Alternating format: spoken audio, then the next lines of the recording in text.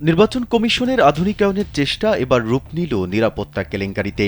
ত্রয়োদশ জাতীয় সংসদ নির্বাচন ও গণভোট কভার করতে যাওয়া প্রায় ১৪,০০০ সাংবাদিকের ব্যক্তিগত ও গোপনীয় তথ্য ইসির নিজস্ব ওয়েবসাইট থেকে ফাঁস হয়ে গেছে।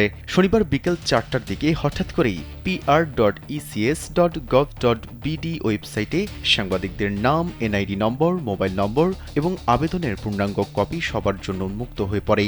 এরপরই গণমাধ্যম কর্মীদের মধ্যে তীব্র ক্ষোভ ও আতঙ্ক ছড়িয়ে পড়েছে। ঘটনার সূত্রপাত হয় ইসির কার্ড ও স্টিকার দেওয়ার নিয়ম পরিবর্তনকে কেন্দ্র করে। নাসির উদ্দিন কমিশন প্রথমবারের মতো সাংবাদিকদের জন্য অনলাইনে আবেদন বাধ্যতামূলক করেছিলেন। তবে সাংবাদিকদের তোপের মুখে গত বৃহস্পতিবার সেই সিদ্ধান্ত বাতিল করে পুরনো পদ্ধতিতে ফিরে যাওয়ার ঘোষণা দেন। কিন্তু ততক্ষণে প্রায় ১৪,০০০ সাংবাদিক নিবন্ধন সম্পন্ন করেছিলেন। শনিবার বিকেলে দেখা যায় কেউ ওয়েবসাইটে লগ ইন করলেই হোম পেজে ১৪,০০০ সাংবাদিকের বিশাল তালিকা চলে আসছে।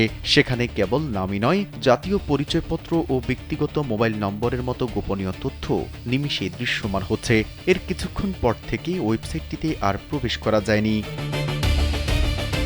ইসির জনসংযোগ শাখার পরিচালক মোহাম্মদ রুহুল আমিন মল্লিক দাবি করেছেন, শুক্রবারই তারা অনলাইন সিস্টেম বন্ধ করে দিয়েছিলেন। অথচ শনিবার বিকেলে কিভাবে তা আবার চালু হলো এবং তথ্য কিভাবে ফাঁস হলো তা নিয়ে তিনি নিজেও শুরুতে বিস্ময় প্রকাশ করেন। পরে খোঁজ নিয়ে তিনি জানান, ওয়েবসাইটের অ্যাডমিনের দায়িত্বে থাকা ব্যক্তি সেটি ওপেন করেছিলেন, তবে এখন ওয়েবসাইটটি বন্ধ আছে।